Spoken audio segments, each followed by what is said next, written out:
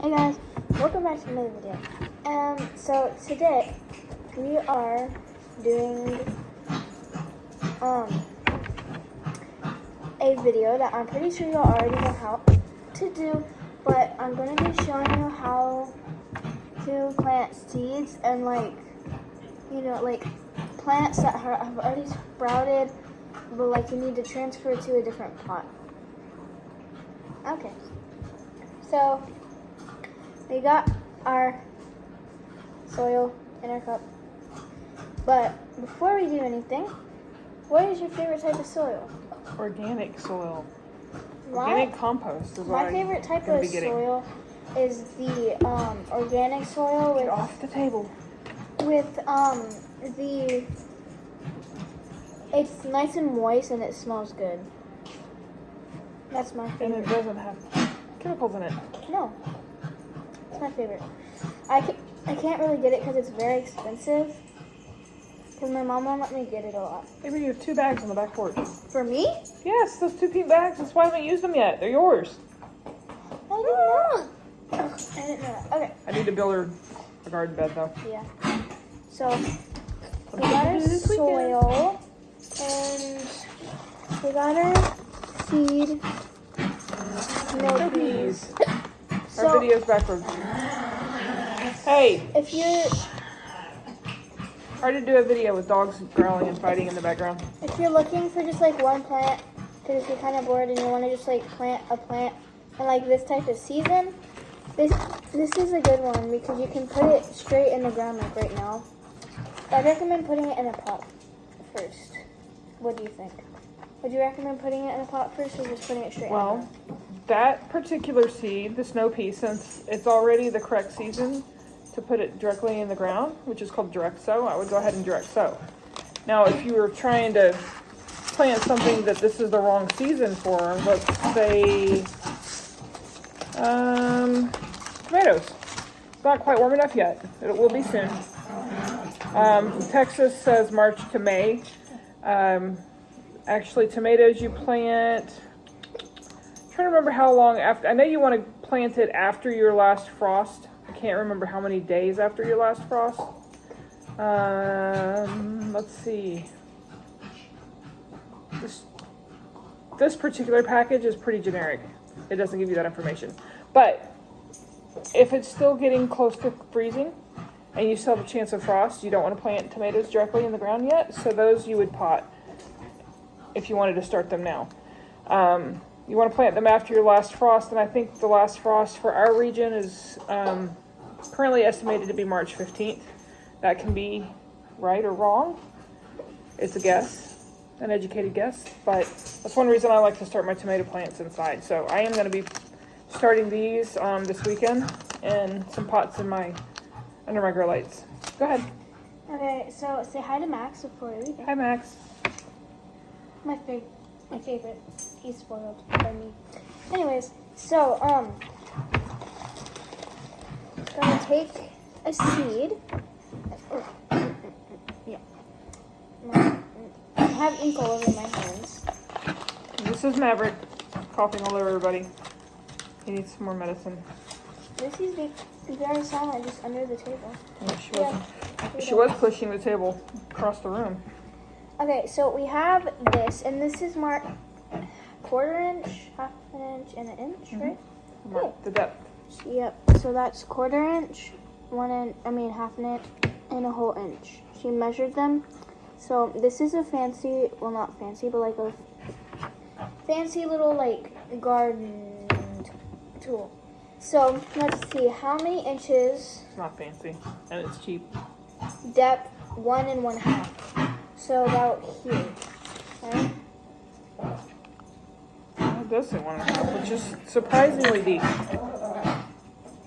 So about right. So according to the package, it's 1 1/2, but that's interesting. I need to do some research on it because most of the gardeners I follow say that you would actually plant your seed about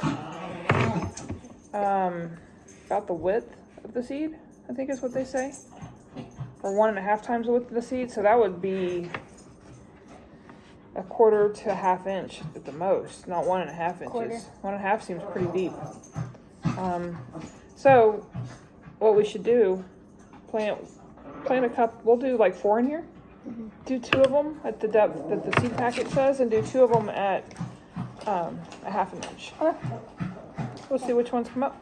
Not that we'll necessarily know, but if they all come up, then we'll know that it's not a big deal either way. Yep. I'm just getting. So unless we mark the pot, though, we won't know which ones we planted the deepest. Hey. Not fight, please. Yeah. All right. So we're gonna do one like right here, kind of by the side, but not. So something else that I didn't tell you that I've heard a lot of gardeners say lately. Oh, and another recommendation, I wouldn't cover it up until you're done putting them all in so you don't forget where you put them. So you don't lose your spot. But a lot of the gardeners I've been watching lately also talk about seed starting and saying that you should pre-moisten your soil so that all the air bubbles are out of it. It's not compacted, but it's not as fluffy, and your seeds aren't going to move after you water them. If you water it in first and then plant them, when you water it later, the seeds are more likely to stay in the same place. It's a bigger deal with smaller seeds. With a seed this big, it's not as big of a deal. Okay. Alrighty. We got ow, Maverick. Dog dropped a toy on her foot. No, he dropped a toy on my foot. he scraped my leg. I assume he dropped a toy on you too. Stop biting. Okay. All the seeds are in. So I think this is where you would write the seed name. As you can tell, it's an old one that already has a name on it. Don't mind that. You can just write right over it, or you can write on the other side. Yeah. Or you can print a label. I have a label printer. You can print a label and stick a label right over. Plop that right in the middle. Turn it just like that. I'm doing it this way because this side are the deeper plants, and this side is the more shallow Okay, so plants. the side that says lupine, I think is a flower, is the shallow side? Yeah. Okay. I'm going to get a sharpie. Is it still in here? No, I don't think it is. I think it's in this basket over here. So you can write on it later. This video's getting long. Okay, guys. So after that, you plant the seeds. Obviously, you're gonna water them. I already watered them, but just water them. Make sure they get a good amount of water, but not too much water. So your rule of thumb is you don't want your water pot to be saturated, and actually you want holes in the bottom. You can see this is dripping, so the excess water is coming out. You don't want your plants to sit in water and rot. So you want your soil to be moist, but not wet. Yeah, You want it to be damp to the touch, just barely, just slightly moist. I accidentally overwatered it. So no, this one's okay. It's fine. That's why you have holes in the bottom. Yeah. I can't find the Sharpie, so we'll just write on it later. But yeah. So just switching, this one says deeper, shallower, whatever. Alright, so per se, I know still where like the plants are, kind of get an idea, just so I can do this next part. So I grabbed a weed from the backyard to demonstrate how we plant plants. But I don't transplant with exposed roots. Some plants will survive, Some won't. but a lot won't. Squash doesn't like to have their roots disturbed, so a squash you'd probably kill. A tomato plant is pretty hardy, so you can actually snap a branch off of a tomato plant and grow a whole new plant. Yeah. And when a tomato plant, if you've ever noticed, it has all those look like little hairs. If those touch the ground, those will grow into roots. So tomatoes are kind of forgiving. You can mess with those roots, and it might survive if you planted bare roots like that. Yeah, but see, they have the little fuzzies on them too. And strawberries will survive when you plant bare roots, but a lot of stuff won't. But this is just a weed that I picked up from the backyard, so it's not a big deal anyways. I just grabbed something to grab something. So I'm just gonna make a hole. You're using the same pot you just planted in. I know. It's okay. Okay. I didn't grab It's just a demonstration anyway. Yeah. Make a hole. Just make sure this is not a good demonstration because I don't have enough room because of the seeds. It's okay. I'll make it bigger. It's okay.